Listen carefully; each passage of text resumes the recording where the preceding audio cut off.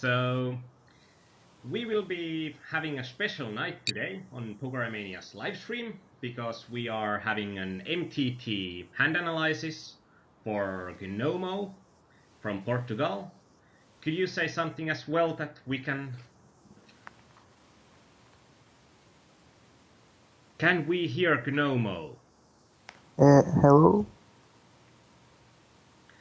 And I thought that there's Danita and Kaleon, and I thought that Kaleon is deep in the woods in some summer cabin. He was here yesterday, but surprisingly, in Finland there is Wi-Fi even in the summer cabins in the middle of the woods. So, today we are going to, with Gnomo, we are going to basically go through one 3x Turbo's final table, and we are going to go through an anatomy of a one whole 180 man game with the interesting hands that I have picked out. And first of all, I think that probably nobody knows who Gnomo is, and I don't think that you have been active on our forum before, so let's try to start up with something that what do you play and currently? Hi. Um, I used to play 180 minutes actually, and some of other tournaments, micro. Yeah, so have you always played MTTs, or what kind of poker journey have you had? Basically that. Okay, that's a good one. Usually people are going either from cash to MTTs or sit and goes to MTTs, and I think it's pretty rare for someone to start off with MTTs and carry on from there. Can you tell me a bit about yourself? That we know that you are from Portugal, so Yeah, I'm from Portugal. how Uh, how long have you played poker? I've been playing poker for like 3 years, I think, and Okay. I just considering start studying like last year uh, in order to improve my game. Yeah, poker is a hard game to learn only by playing, and I think that's something that's probably making it really hard for people to improve in poker, because it's going to be that there is so much variance in the games that if you just play and don't study, it's going to be pretty easy to find some bad habits in your game. Um, there's only one more. Do you have any kind of poker goals now that you have started studying?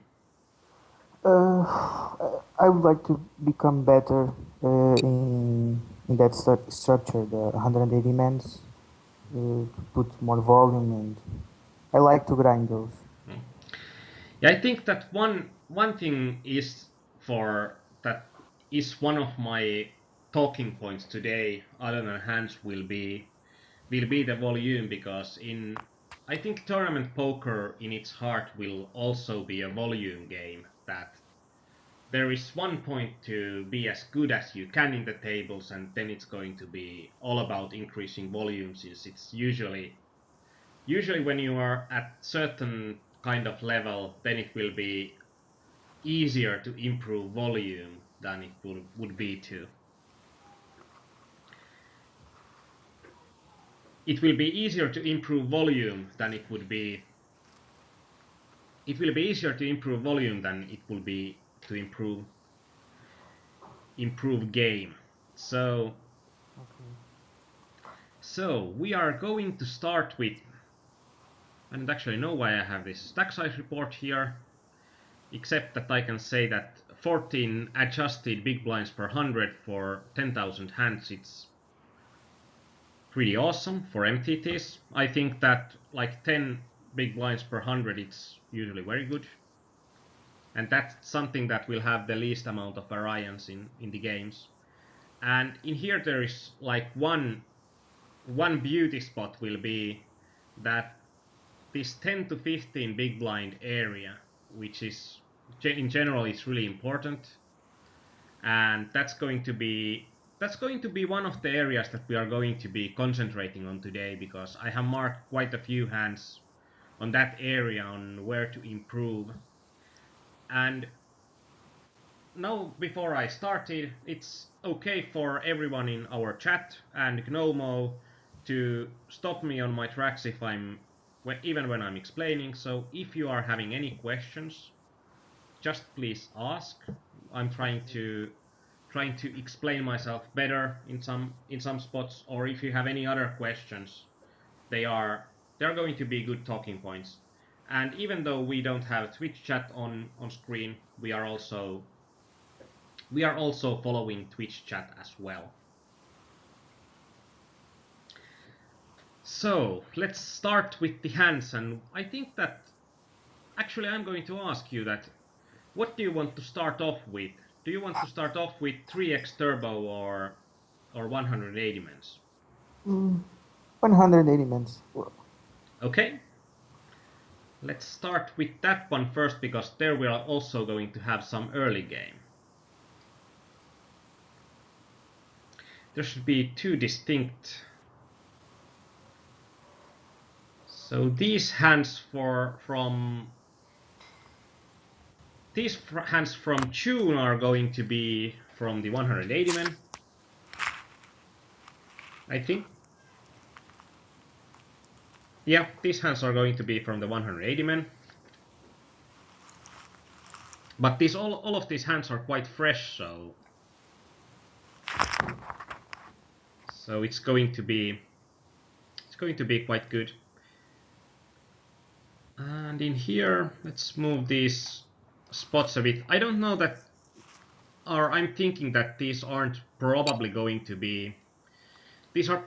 going to be as important, because in MTTs and in MTT sit and goes, if you're not playing a high volume, in general you have very very few hands on your opponents.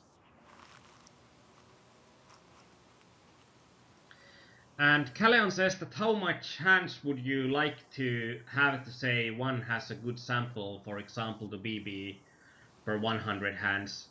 It's always going to be about the probabilities. And for 10,000 hands and in tournament poker, I'm thinking that it's like 70% chance to, if you are having about 14 big blinds per 100, it's going to be about 70% chance that you are going to be between 11 to 17 big blinds, and it's still going to be about, I think, 95% to be between 8 and 21. So it's going to be about standard deviation in the hands, and standard deviation per hand is going to be lower in tournament poker because the stack sizes are going to be lower on average. But always, the more hands you are going to have, like from 10,000 hands, when you are going to 100,000 hands, then you are going to have a smaller spectrum of error, and then you are going to know with way higher precision on where you are in the games.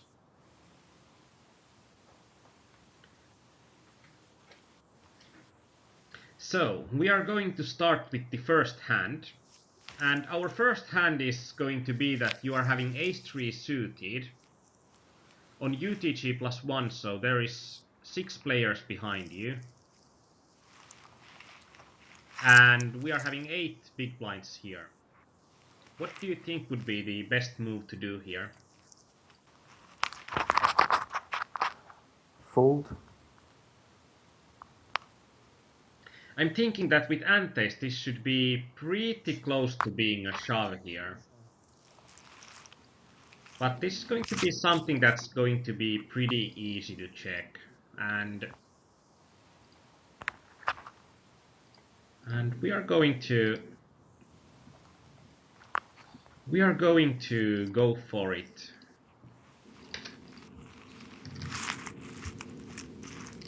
So we are going to be in a 180-man final table, far away from the money. So it's going to be our situation. And I'm waiting for the hand to appear.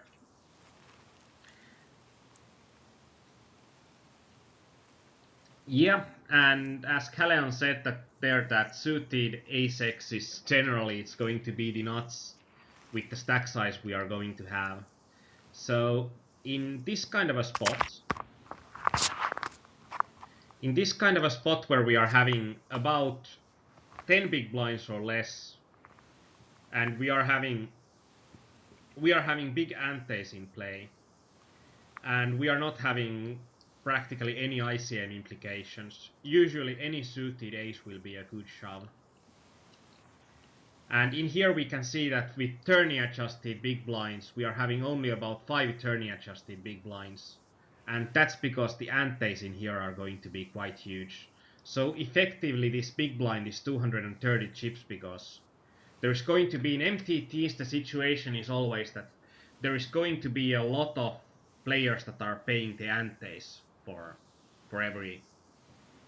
every spot. So the antes are going to be even more meaningful in MTT games than in single table tournaments. And in here we can see that there are bad players behind us, so they might call us wider.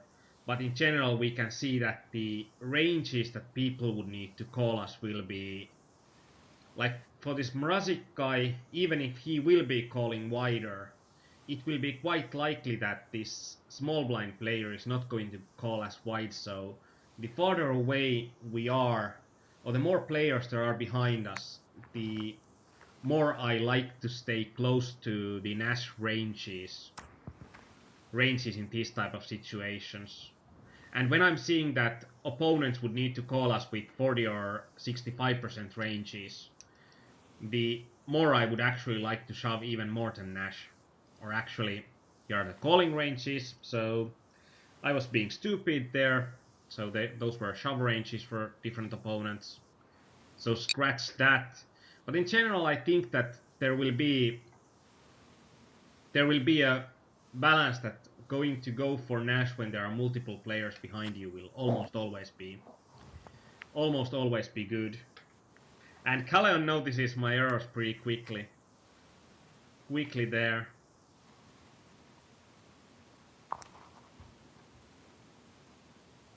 So this is going to be I think this is going to be one of those things to trying to think about the shove ranges in different situations, because in MTTs you are practically only needing to learn one kind of a solid set of ranges where when you can adjust from that, because in general in MTTs a lot of the game is going to be far away from the bubble.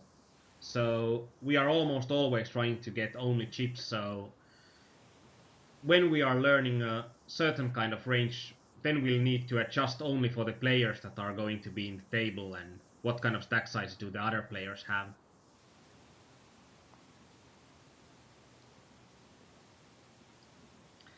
And we are going to have the next hand, and it's the exact next hand from the previous hand. We are having ace-6 suited on the under the gun, and now there is 8 players behind us. What do you think about this hand? What should we do here?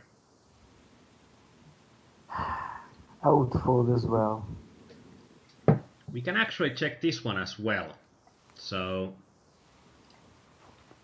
I would be more comfortable by shoving that hand in the late position. in general, that's also going to be it's also going to be a good point of discussion that in general it's for my philosophy in the games is that it's going to be about doing the best choice for the hand we are playing. So it isn't that much about the comfortability. Like I would be also more comfortable shoving this kind of a hand when I'm in later position and there will be less opponents behind me. But I still think that even from this position, this will be in general, this will be a hand that will net us chips in the long run, and chips are going to equal money pretty closely at this point of the game. And we can see in here that my general saying that we can pretty much shove any ace, any suited ace when we are less than 8 big blinds deep. So here we are exactly 8 big blinds deep, but there are 8 players behind us, and then we shouldn't shove ace-2 suited, but I would still shove any suited ace in this spot. It's just going to be with the added ante. I'm thinking that it's going to be even better. So our stack size didn't go down that much, but our effective stack size got down by 0.3 big blinds when there is only one more player paying antes. And our coach Calleon has a really good point that it's usually quite usual to undervalue suited hands. Like, what to note here is that even when practically every suited hand is going to be okay shove, it's not going to be wildly unprofitable at any point. It's also going to be on the other side as well. Like for offsuit aces, the solid shoving hands at this point start from ace 10 off. And shoving something like ace 2s off in this spot will be quite a horrible mistake. And this is also like when adjusting with the ace shoving ranges, it will be easy to overvalue trash aces that are offsuit. So that's very good point from Calleon, and something I should also have said, that even with the suited aces, there will be a big difference. Like if this would be a6 offsuit, this will be a really good fold. But I think with a6 suited, it's going to be a solid shove.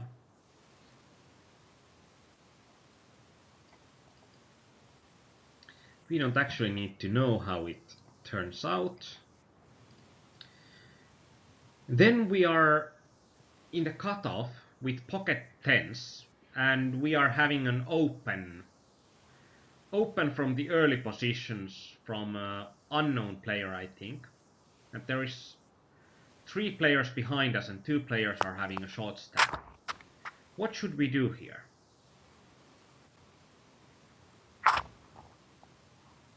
Three bet shove. Yeah, I think that this is going to be an excellent opportunity to 3-bet shove. Like, my general line of thought in these situations is that when a player opens for some sizing, if I'm having 10 times this or less, I would always need to at least think about shoving. 3-bet shoving. So if I'm having less than 4,270 chips, I'm going to think about shoving here. And then I'm going to think about what kind of a hands would I have that would gain equity when we are seeing all the cards. And hand like pocket 10s or pocket 8s or even pocket 7s or pocket jacks here, those kind of medium strength pocket pairs, those are going to be hands that are going to play really well if we are seeing all the cards, but can be really vulnerable for overcards on the flop. So these are going to be the type of hands that I would be shoving here rather than, even with, I'd say even with over 4,270 chips, I would be rather shoving medium strength pocket pairs here than going for a call or a smaller 3-bet. Okay. So very good point. But this hand is here because you had 3-bets really smallly here.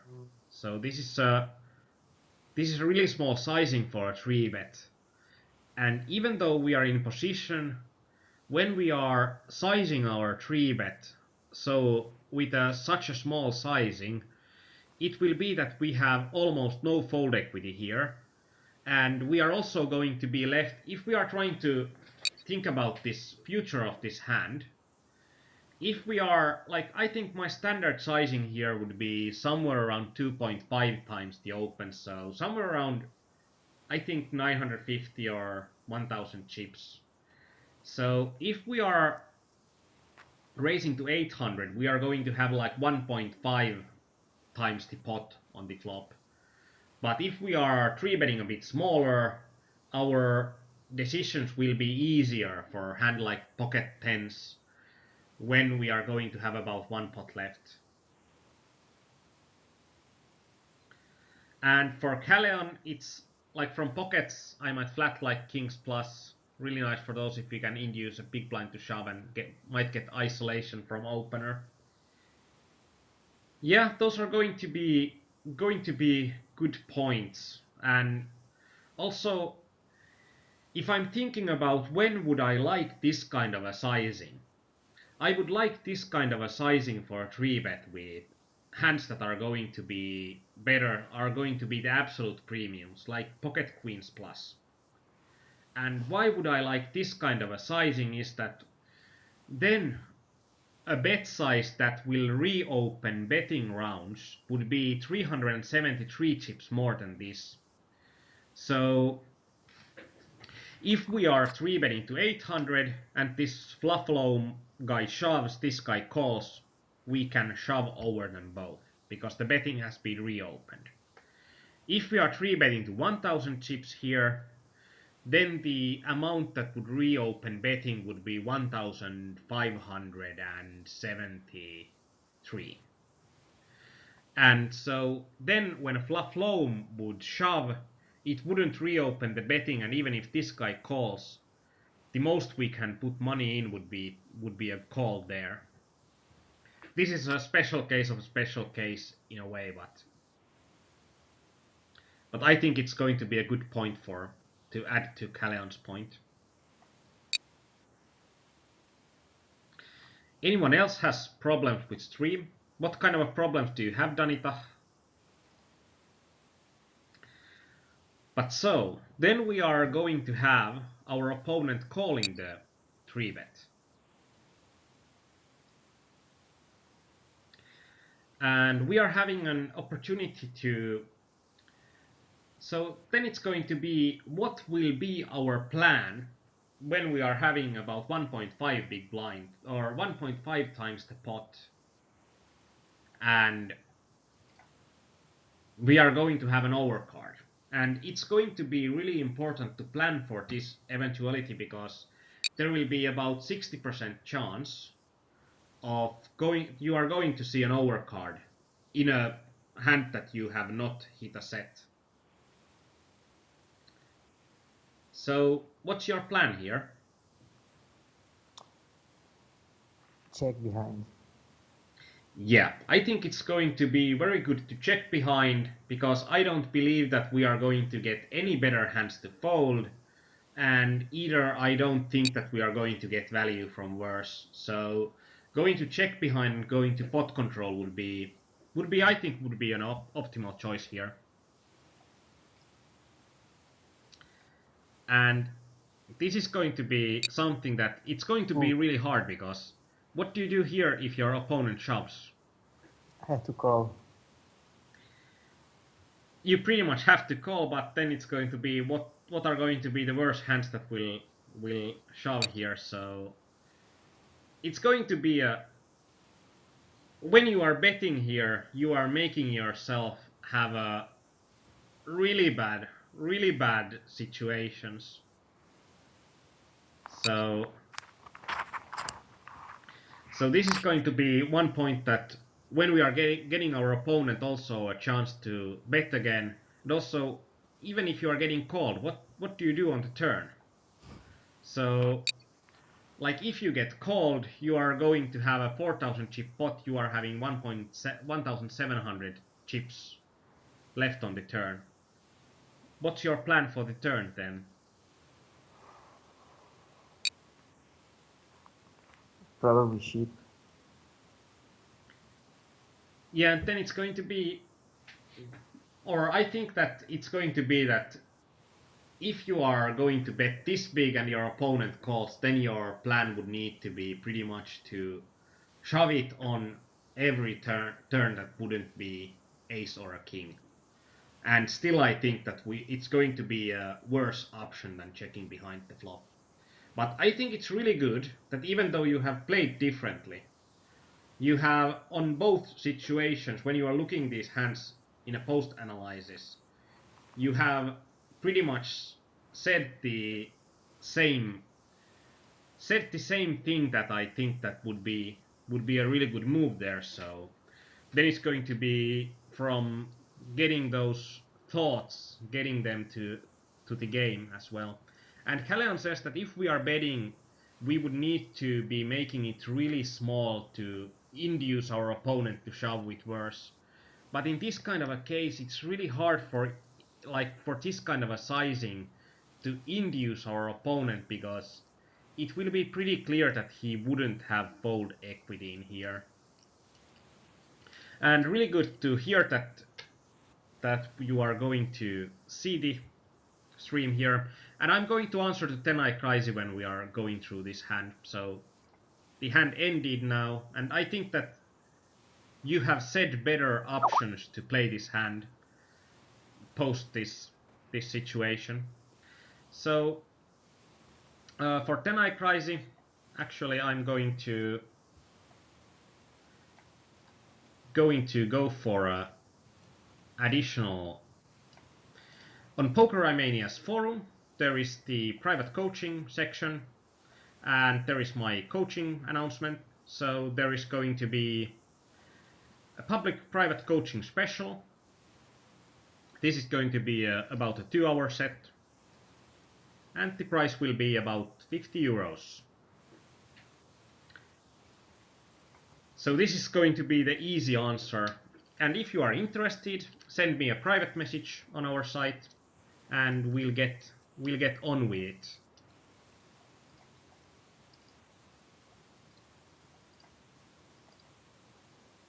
Okay, now we are having pocket kings.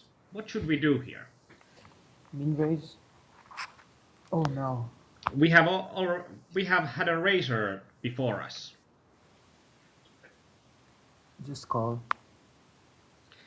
I think calling is going to be calling is going to be okay, and we can also go fancy with it. It's really hard to screw things up with pocket kings. Like even going for a fancy bet, I think it's going to be okay, and it's going to be close in equity. I think that just do not shove. That's the point. So we are going to then be against one guy. There is a flush draw on the board, but the board seems to be quite safe. What should we do on the flop here? Check. Our opponent has checked. Yeah, I think checking is going to be good. That we are going to give our opponent a bit more opportunities to hit something that he can go broke with, and there are going to be about I think there are going to be about 16 cards that we are going to hate for the next cards. So it's going to be about 40% of cards that we don't like, and everything else we are in love with. So there are going to be all the spades that are remaining and all the aces that are remaining. On the turn, it doesn't change anything. Opponent checks again. What should we do with pocket kings A here? small bet. Try to Yes, induce. yes, There's I an think open. yes, exactly. And I think that in this case, when opponent has had two opportunities to start bluffing you, and you have shown weakness on the flop, I think this is going to be the spot that when we are going to start betting, we are going to get more value by betting here. What would be your sizing here if you would bet here? I don't know. 50% or a little bit less than that. I think we could go even for something like 900. That would be easy for an opponent to call Yes. here. So, and as Callion pointed out, the spade is not that bad in the king's hand. Yeah, because we are having the king of spades, and like there are going to be about 60% of the cards that we love. Those are going to be either kings or smaller cards than a king that do not complete a flush draw. And even those cards that complete the flush draw, there are going to be cards that are going to give us the second nut flush draw for the river. So they are not that bad, and there are going to be only 4 cards that is less than 10% of the available cards that are going to be good for us. Are going to be bad for us. So the cost of giving an extra card for our opponent on the flop is not that high. So then it's going to be way better on the flop to give an extra card. But on the turn, I think it's going to be a situation that we are going to start moving the cash machine cash machine in our head, that we are going to start thinking about how we are going to get more value or more money in the pot when we are having a strong hand. So I'm thinking that this second check is going to be not going to be an optimal check. And I think it's going to be better if you are going to do a small bet on the turn than check behind.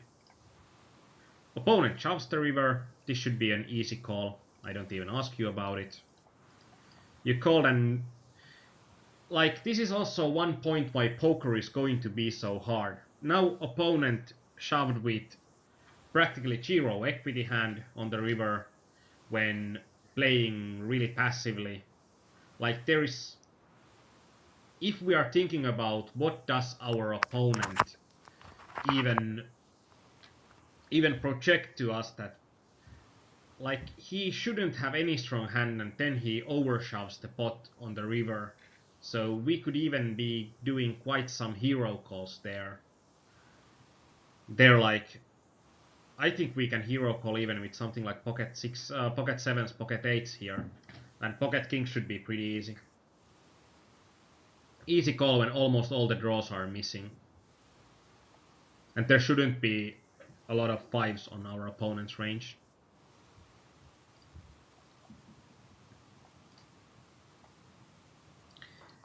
Going for a second hand, and now it's going to be a bit harder to So that see. wasn't a correct way how to play that hand in that spot.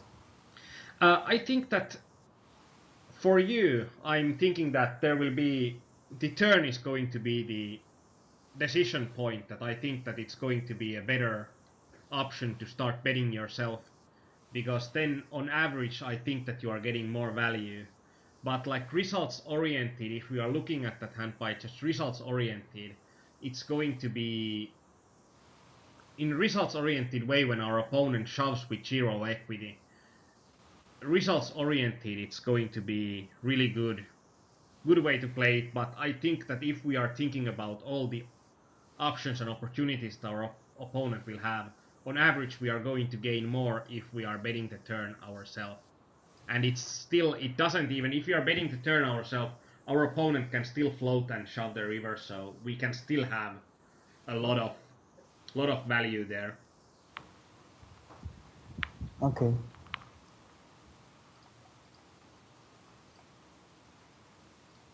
And in here we are having pocket sevens, but like in that hand it's going to be on the previous hand. I don't like to say that you would have screwed up the hand. It's more like you have played the hand okay, but I think that you could play the hand better and get even better equity for a good hand. In here we are having either pocket sevens or pocket nines. It's going to be pocket sevens. The HUD placement is a bit crappy here. Sorry about that. In here we are going to have an opportunity that there is an opponent that shoves for 4,000 chips. About 10 big blinds, or anti-adjusted about 7.2 big blinds. What should be our best move here? think it's a call. I think it's a call as well, but I'm not exactly sure. So this is going to be something that we can check pretty quickly. Because I think in these spots, Pocket Sevens is going to be about. It's going to be about there.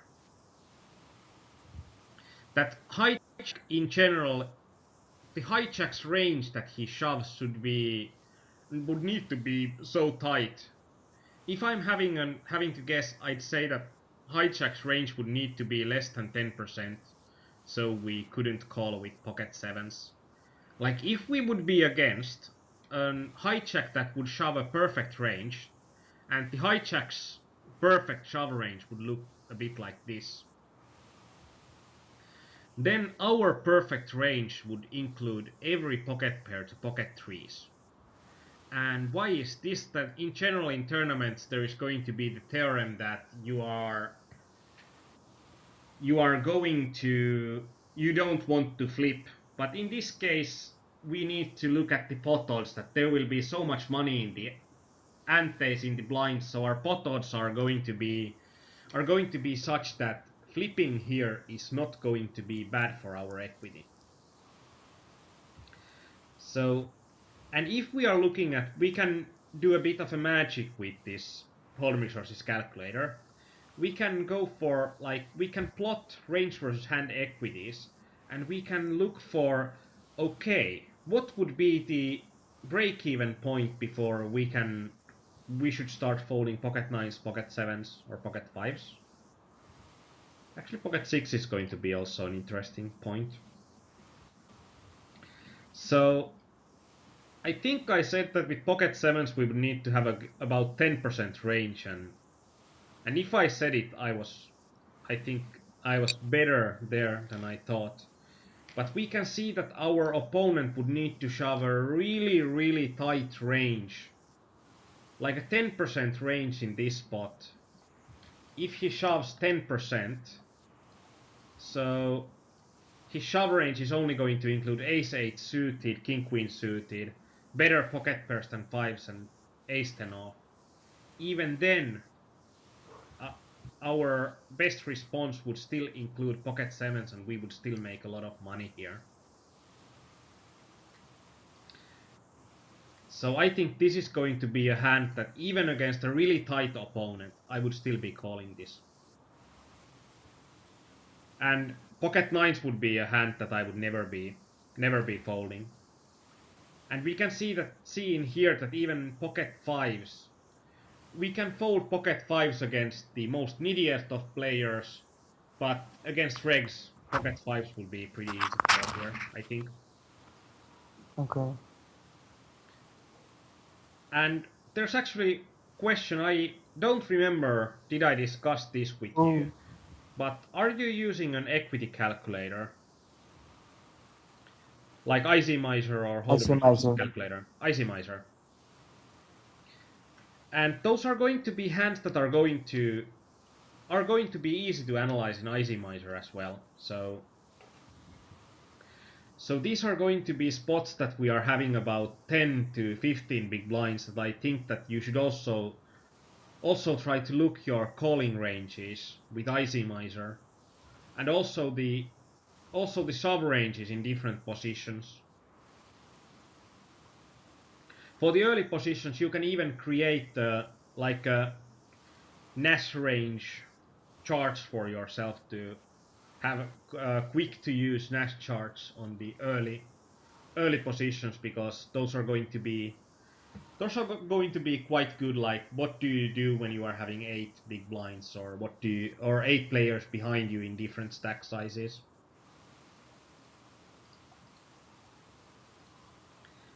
And Kauris has actually today said that there are not enough MTT coachings, and now there have been all of my summer sessions have been MTT sessions. So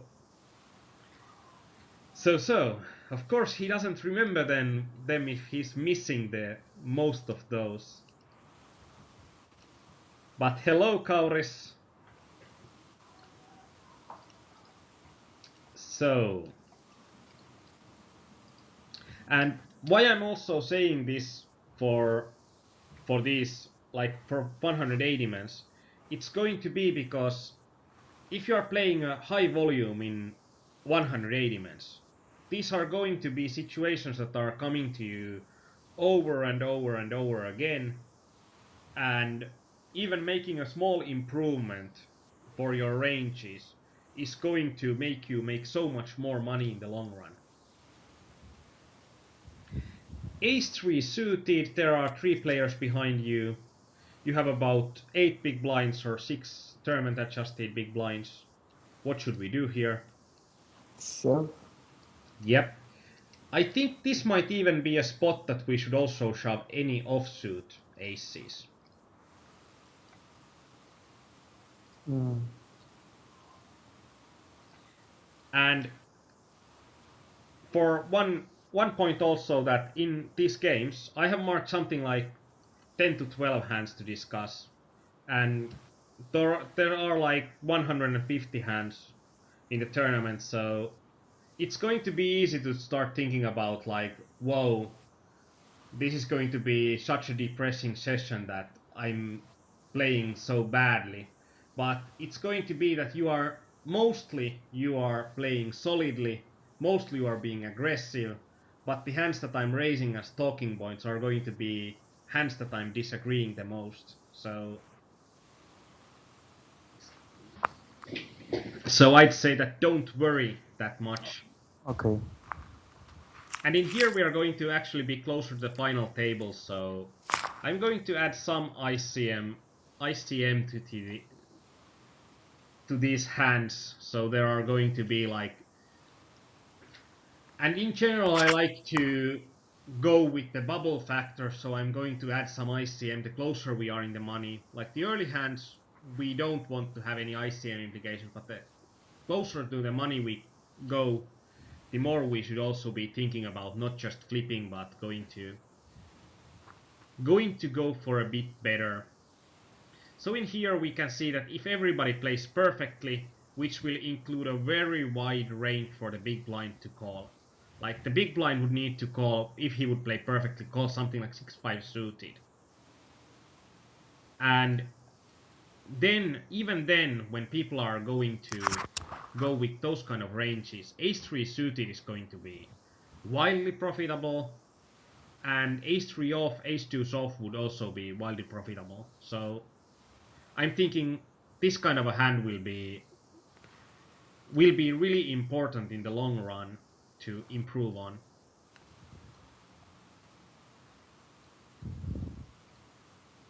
Even close to the final table. even close to the final table. It's going to be in these games, in general, you are going to more play for the win even when you are close to the final table. Like in these games, I can pretty much say to a player that if you tell me your amount of games and tell me your top 3 finishes, I can pretty much predict the player's ROI. Because in these games, like 60% of the money or a bit more is divided for the top 3 positions. And the first player is going to get the 54 buy-ins. So it's going to be a really huge and really top heavy structure. So in general, we want to still focus on improving our stack size, getting a bigger stack size, and making sure our stack will be a weapon.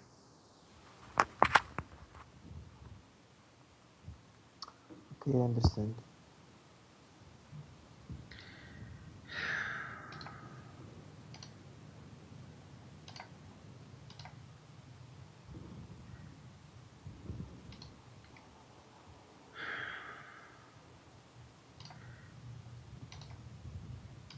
I'm a Twitch chat noob, so it took me a while to find the mod tools there. No other reason to stop there. In here we are having a 10 queen suited. We are having about 5 big blind stack depth and only about 3.4 big blinds. in when we are adjusting antes in as well. What should you think we should do here? Sure.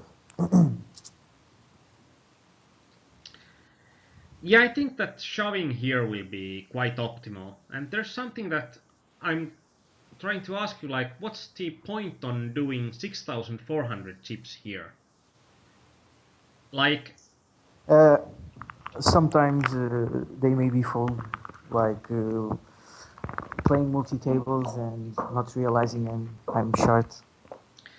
I'm just thinking about here that 6,400 is going to be, it's going to be a sizing that would also alarm the opponents a bit more than going for like 3,200 chips. Like, if there is a big stack opening, the sizing he's going to do will overwhelmingly be 3,200.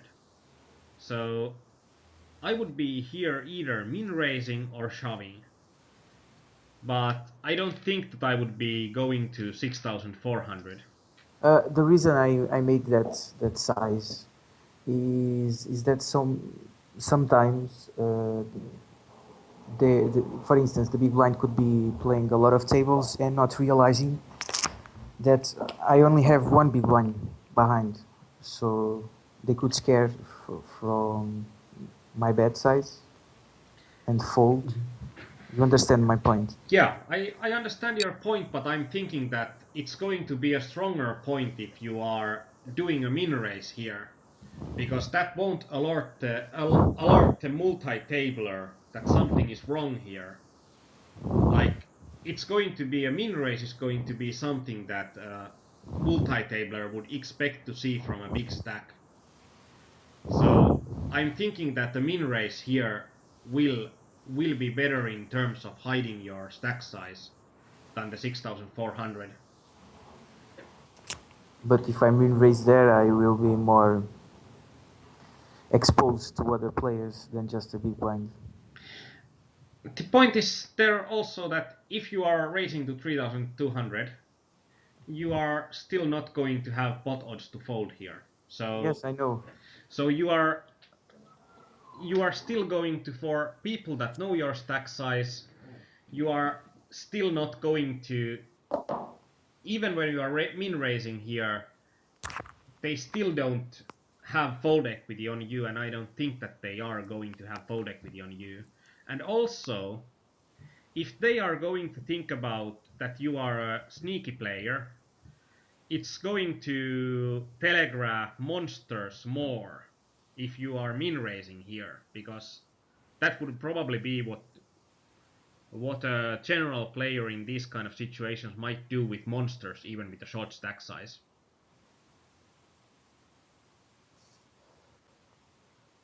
Do you agree with me, or you still? Yeah, I agree. I agree. Yeah, or I like, mix those up. I sometimes I'm in race when I'm short. Sometimes I let the sheep behind. yeah, and it's going to also be about what kind of opponents we are having behind us, and also if we are one extra point for min raising in here. If we min raise, there's going to be an opportunity that someone like John and Kim will call it, and it will make the other opponents behind us, it will make a lot harder for them to take part in the pot. And if someone like this calls, we are still going to have about half a pot bet size on the flop that shove in and we can shove in, and then we are going to get folds on the flop as well.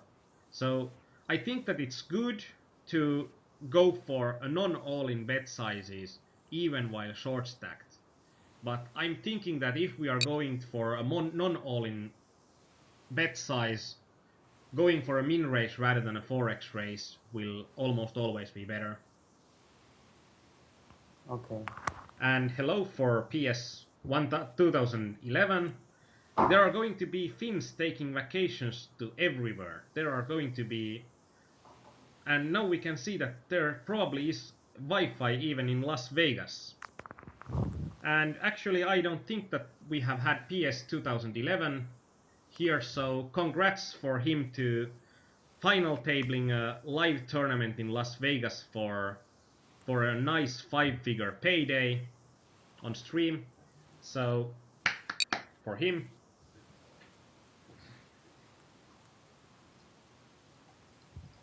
And this is actually a really good spot to also see that you got the pot. So, and these are going to be situations that that are usually harder to find because we are winning the hand, but still. And here we are going to have ace-7 suited. What shall we do here? I think it's a shove again. Yeah, I think this is going to be a And shove. decline.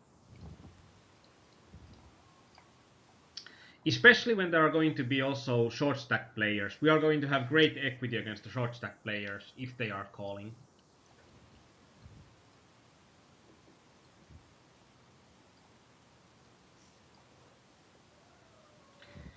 In here, we are having a race on player called Mummy's Gay, and there is going to be 3,400 chips to call for a pot of 8,500. So if we call, it's going to be paying 3,500 to play a pot of about 12,000. What do you think here? Our hand Mm, is going to be pretty crappy. It's 6-2 suited. I think if I had more stake, I would make the call, but I don't know where we are at the moment in the tournament.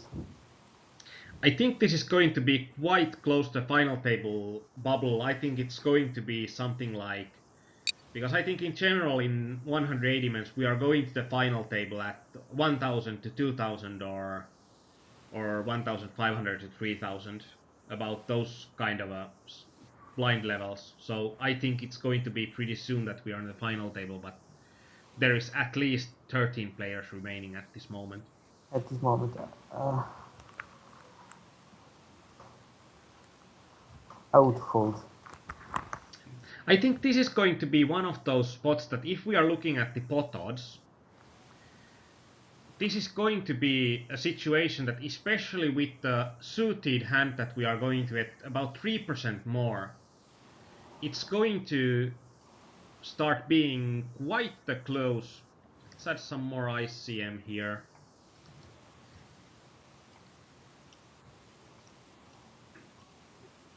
So even when we are close to the final table, so we would need to have a bit extra. But in general, if we are having, our opponent is having about 70% range and we are going to have a weak hand, we are still having about 30% equity against those guys pre-flop. And when we are having a crappy hand that's suited, we are generally having about 33% equity and we are going to have about 29% pot odds here. And when we are having about 29% pot odds, and ICM would take something like 1 or 2% more there. And in here we can see that if our opponent shoves even 42%, this is going to be a call with any two cards, and 6-2 suited is going to be a great call. Mm. And we can even go through the range versus hand equities, and we can see that when this 6-2 suited and let's say 6-2's off, when they are going to not be a call. And for 6-2 suited, because of the insane pot odds we are getting, it would not be a call at about 12% range. And it would not be horrible even if our opponent is going to shove something like 5 or 7%, 6% here, which would mean that he wouldn't even shove any pocket pair with a really short stack there.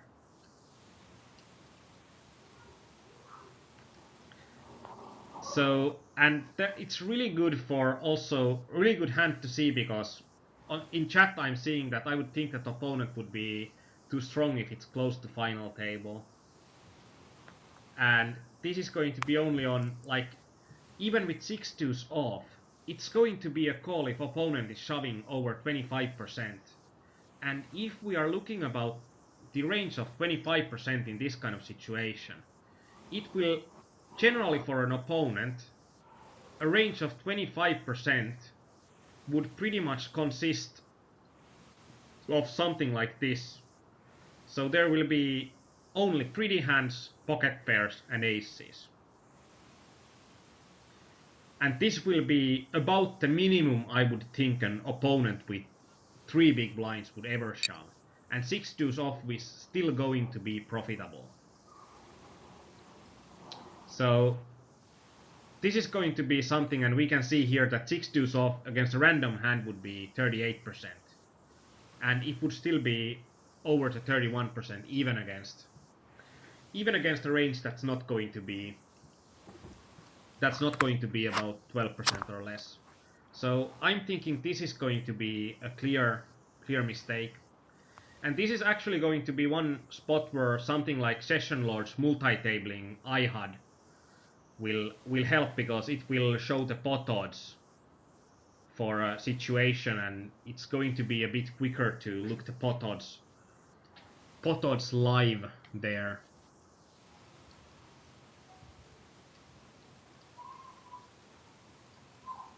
How many hands do we have? We are having about 6 to 7 hands. So we are going to up the tempo a bit so we can go through these hands. Ace 10 off. We are having 3 people behind us. We are on the final table. What do we do?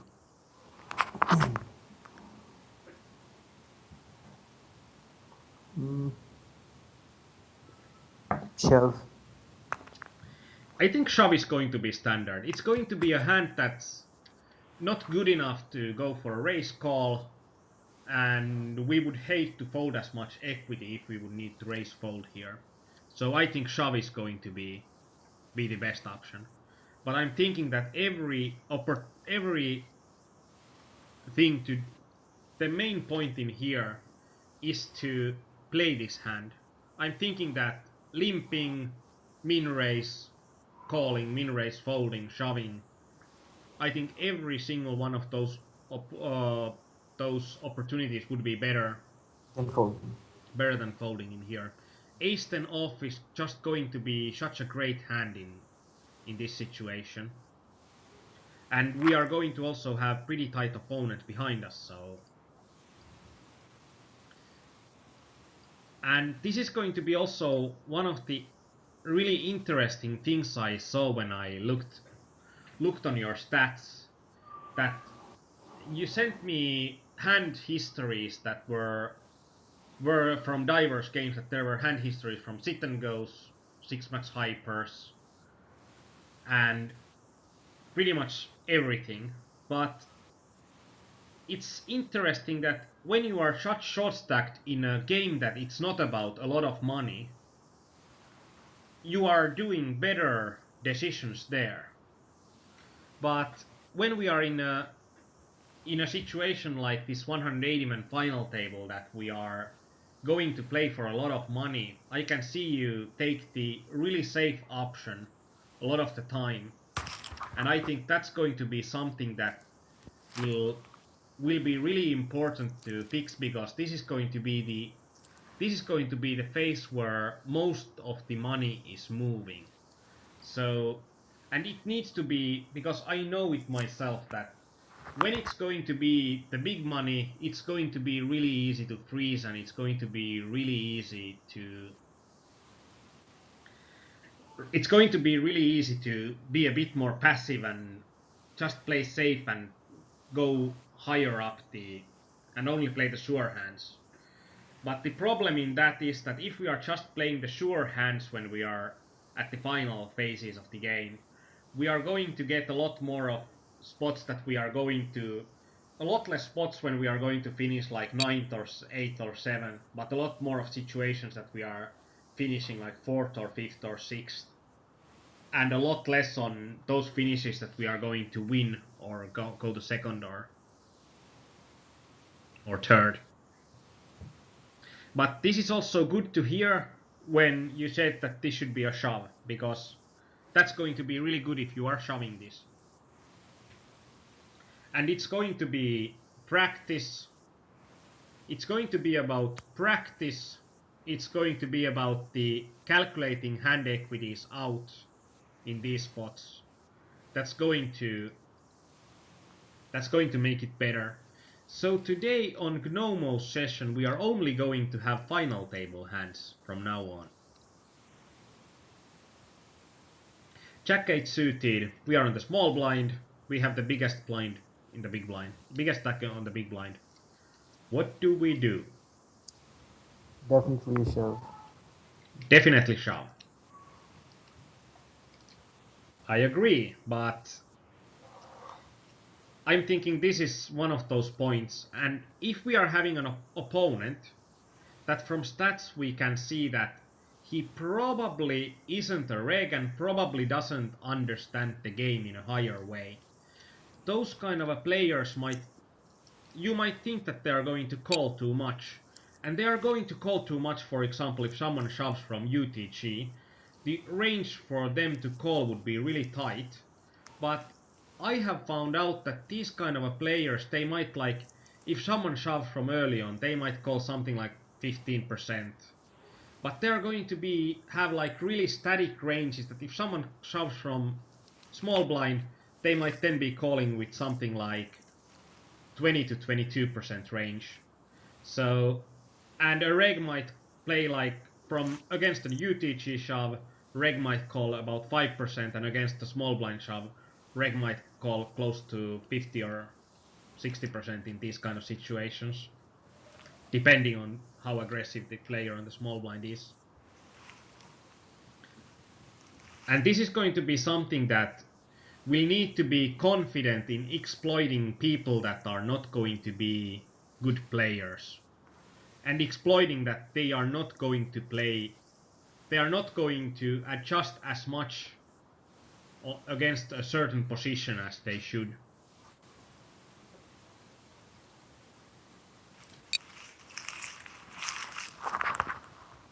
And for Calleon, you are on the mark.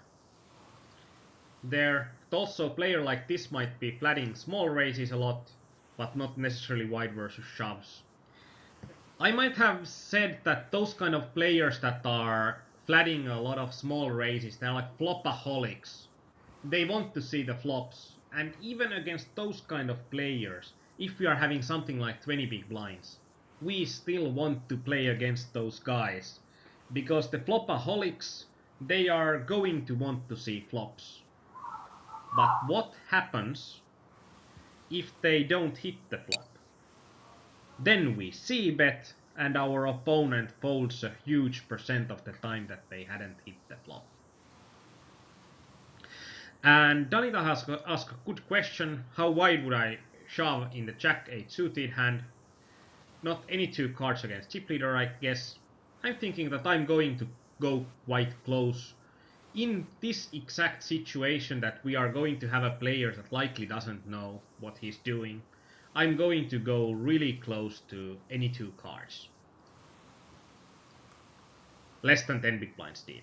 Or I'd say I'm going to go in that kind of situation.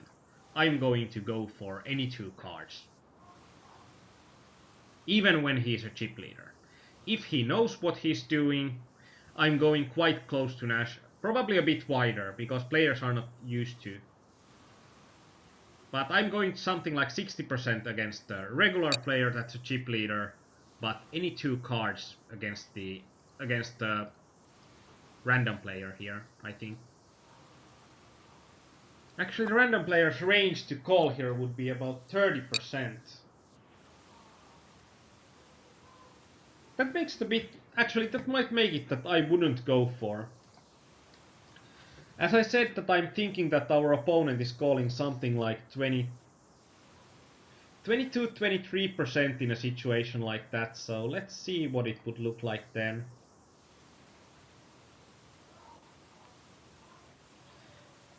And we don't need to change our opponent's range too much, that any two cards becomes profitable, so I would go for any two cards here.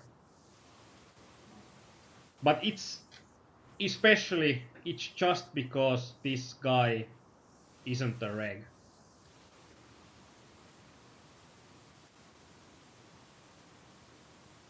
Gnomo, are you there still? Yes. But I think something like Jack 8 suited would be a shove pretty much against every player in this spot that I don't think about. I could think about a player that we wouldn't want to shove Jack 8 suited. Okay. I agree. And this is going to be like, for Danita's question, it's mainly going to be about the ranges. What do we expect our opponent's range to be in a certain spot? And that's going to be the main point. So, we are three-handed, so we are in the top three, and this tournament has been going really well for us thus far. We are third in chips, we are in the small blind, and the big blind is a chip leader. What do we do with a hand like King Deuce off?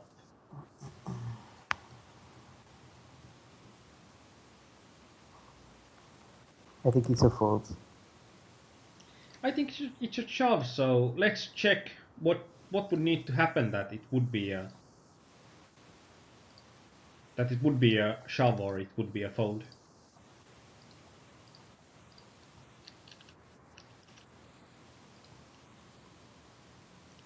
Actually, you are going to be closer this time, so it's going to be a fold.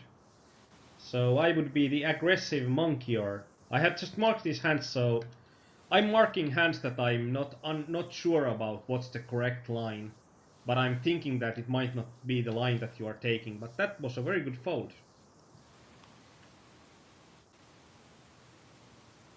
And Calleon said that frustrated fish would be the only one to limp against or fold. Yeah, I think this is for the Jack 8 suited hand. So that's like frustrated fish. That's going to be a hard opponent to play against. So, Queen 4 suited. We are about 20 big blinds deep. We are the chip leader and there's the small blind. And I think the small blind had played pretty solidly throughout the game, so what do we do here? Min raise, I think. We can min raise or we can limp. I think both of those options are going to be great. Min raise is going to be a solid option here, so even against the good player, we want to know pretty quickly on how he reacts if we are going to min raise here.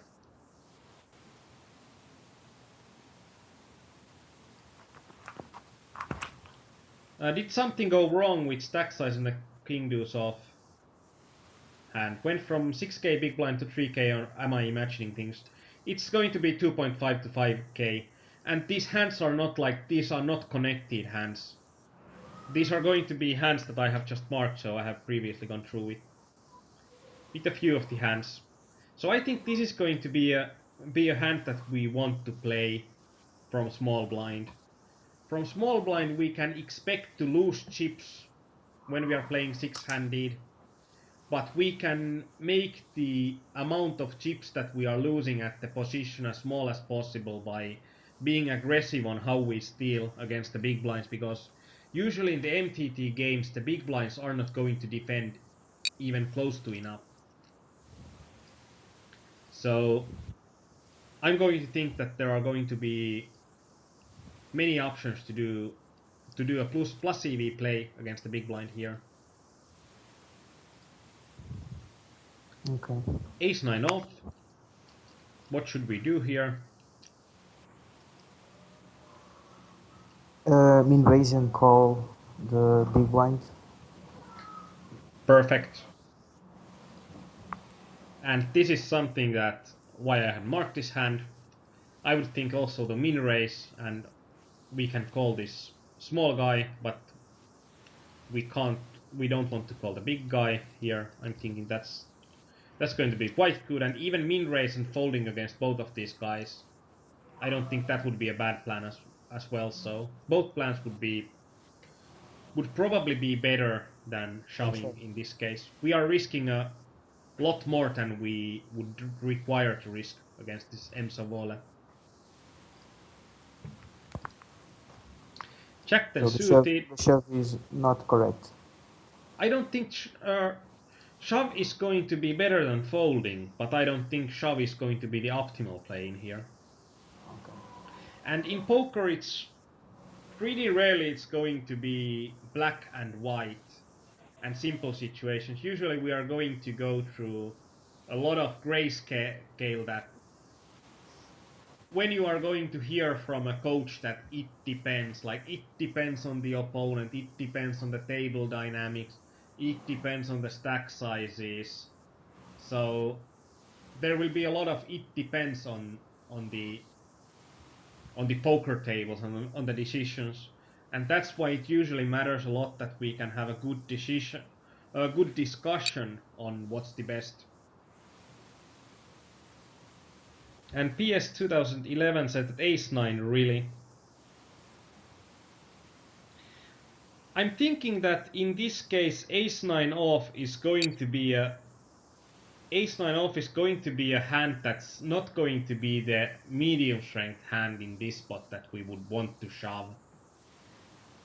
That we would want to rather have it as a min raise fold against the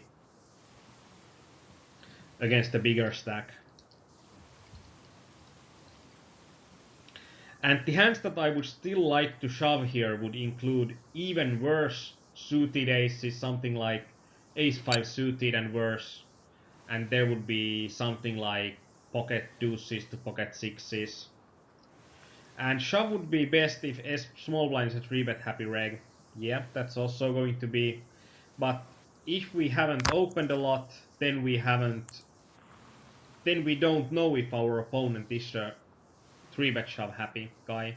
And if he's a 3-bet shove happy guy, then we are going to adjust that we are going to raise call a lot wider against him.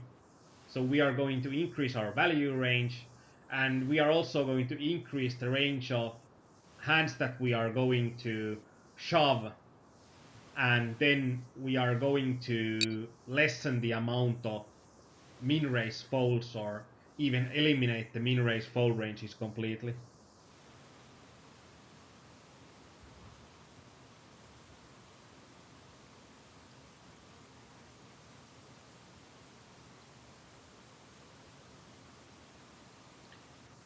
So this is going to be just like what I'm thinking that against an average opponent in these MTTs, I'm thinking that min raise is going to be best in the ace 9 offhand.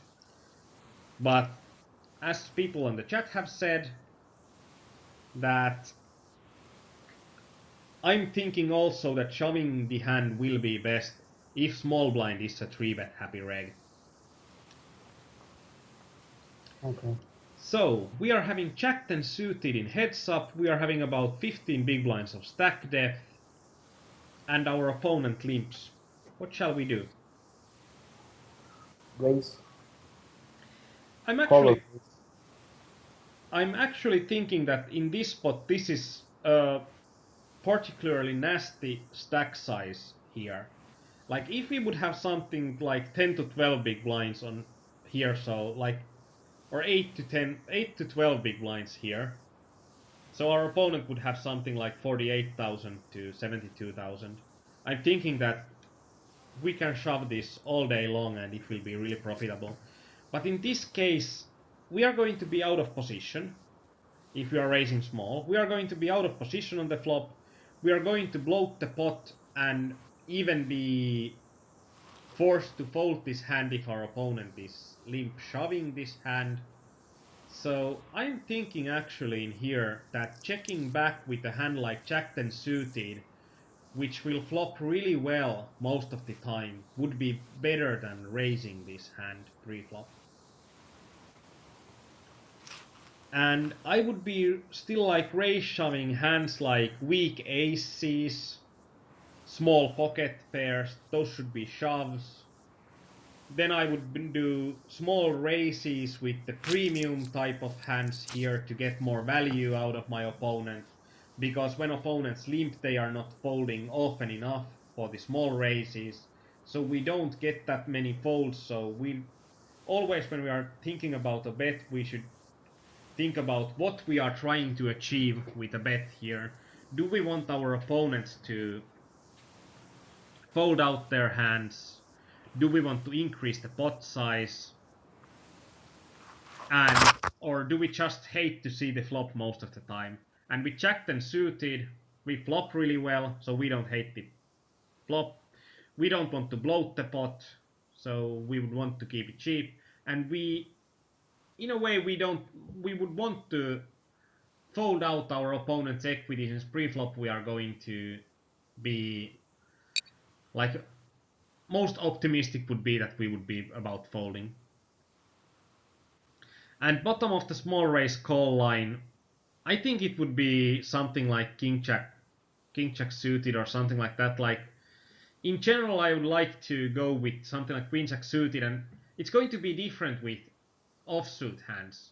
Like I think something like king jack offsuit will probably play better as a shove still. So there are going to be some, but for this kind of a stack size and for this kind of a hand, I'm thinking that the optimal move would be just to check back for the reasons I outlined. Do you have questions for that? No, I agree.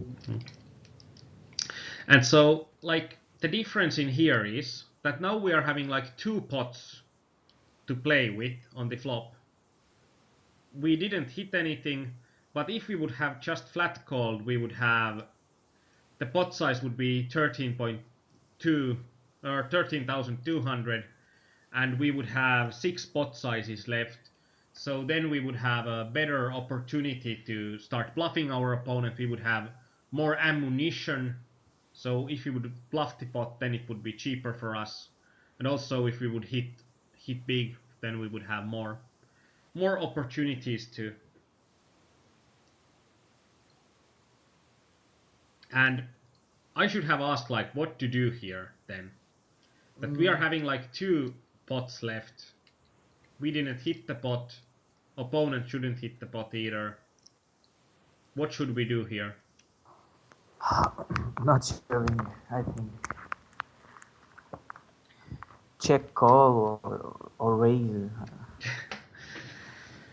And this is going to be like what I tried to say before, that if we bet pre-flop, we are going to have such a hard time on the flop. Yeah. Like in here, I think that in my opinion, probably optimal would be to start pot controlling here a bit, and then do a delayed c-bet on the turn if we don't hit anything, and depends on what kind of turn card do we get. But I'm thinking that shoving here is not going to be good with a hand like 2 overcards. Our risk to reward ratio is going to be pretty bad for that move. Yeah, it was pretty bad. So like in here, our opponent should fold so much of his range, and I don't think that even if he goes here with something like pocket fives or pocket deuces, that he limps pre-flop, which would be pretty bad in itself for So our after opponent. the raise, I should check call or Check see call bet. for a small bet, or then Calleon's idea of bet of 15k and fold to a raise. I think both of those opportunities are going to be good. Like my first line that I'm thinking about would be to check the flop, and if opponent checks back, then do a delayed c-bet on the turn most of the time. But I'm starting to also like the Calleon's idea of betting to 15,000 fold to a raise. And as I said, that going for a half a pot or a bit smaller bet, it would be way easier if we would have just checked back the pre-flop. Yeah. Then we would have a lot more chips to play with, and chips to.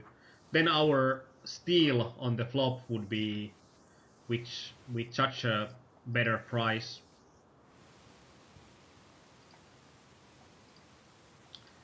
And this is going to also be an interesting hand. 6-7 off. What should we do? Mm. A shove, I think. What did you say? I didn't hear you. Shove it. Shove it.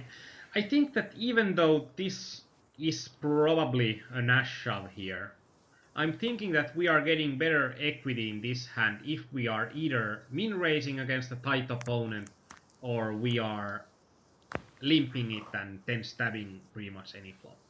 Like, I'm thinking that in this case, it's going to be, even as a shove, it's probably going to be quite close to break even. It's going to be profitable as a shove, and it's better to shove than to fold. But I'm thinking that min raise or a limp will be a better equity move in here against the tight player. And for Calleon on the previous hand, we can check call like there are still going to be enough of good cards on the turn that can come to us. And we are on the same page with Calleon on min raise or limp 6-7 off, so I'm thinking that shove in here it's better than a fold, but it's not the optimal move for the hand. Okay.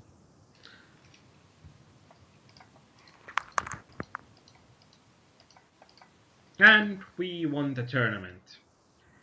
And I think right now it would be probably a good time to take a small break. Okay. Let's say something like about 6 minutes break. So we would be back at half past. I'm going to try to make my voice last. I started to have a flu, so I'm going to get something hot to drink here, and then we'll carry on from a 3x turbo final table.